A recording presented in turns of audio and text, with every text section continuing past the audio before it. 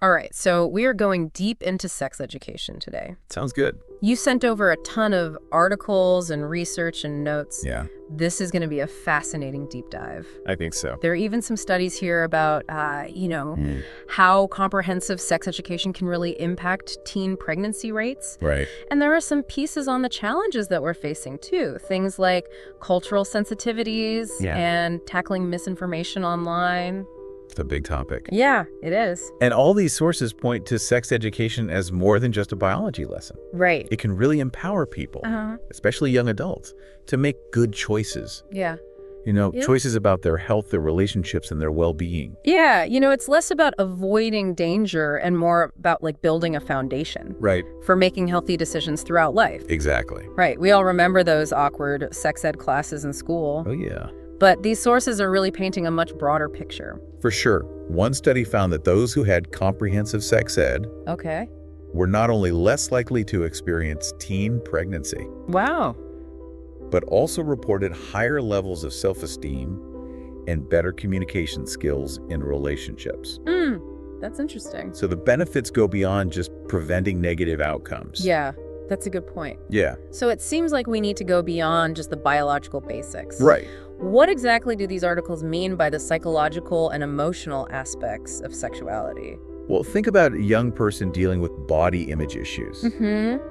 These are fueled by social media. Yeah, for sure. Or someone navigating the pressures of dating and intimacy in a hookup culture. Yeah. These are real complex situations. They are. And they demand more than just a textbook understanding of reproduction. Totally. Yeah. Right. So we're talking about emotional intelligence. I think that's a great way to put it. But specifically when it comes to relationships and sexuality. Yes, exactly. Okay. And that's where universities are so important. They can be that bridge between what young people learn in high school or don't learn and the realities they face as they become adults. Okay, I see. Yeah.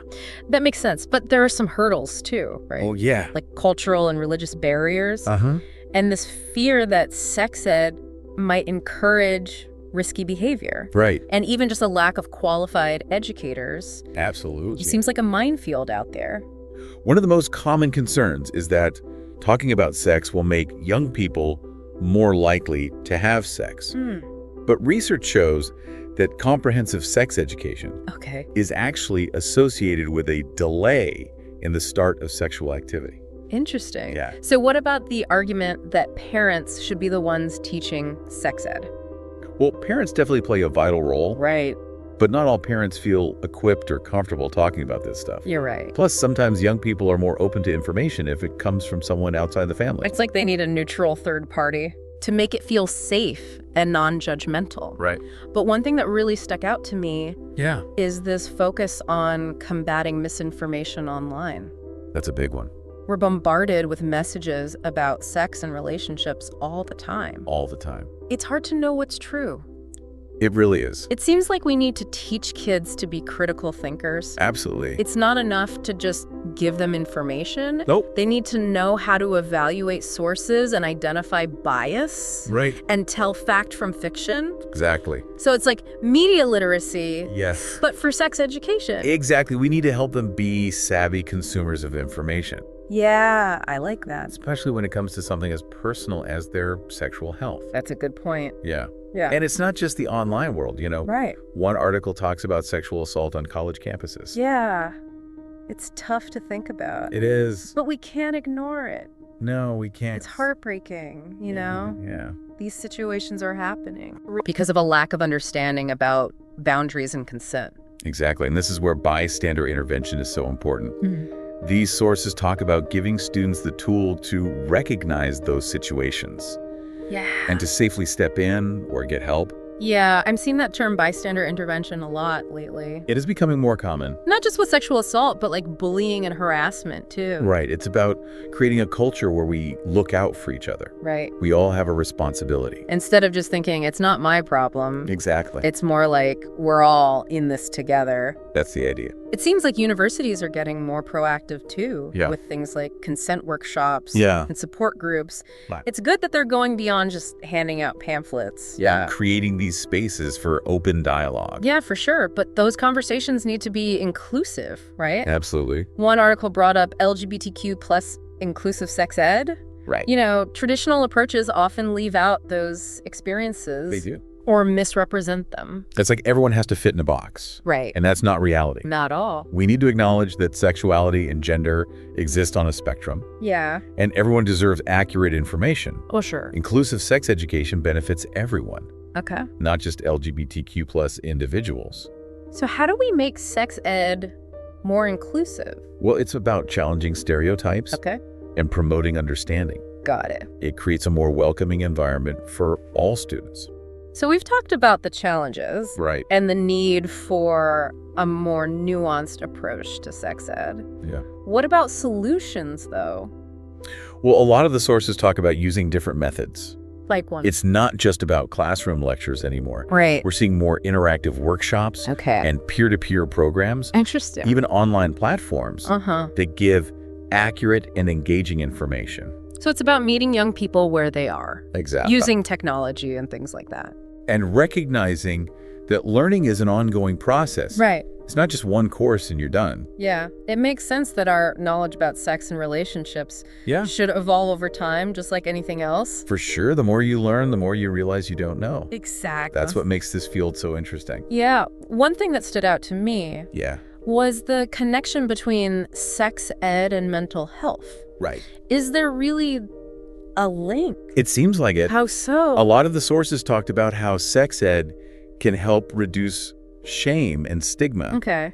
Surrounding sexuality. Right. And that can have a really positive impact on mental well-being. Yeah, it makes sense. If you can't talk about sex or ask questions, Yeah. it can lead to a lot of anxiety. Yeah, for sure. Open and honest conversations Right. can help people feel more confident and comfortable. So it's not just about physical health. Exactly. It's also about self-acceptance and emotional well-being. Yes. Yeah. That's a powerful message. It- And it all ties into this idea of sex positivity.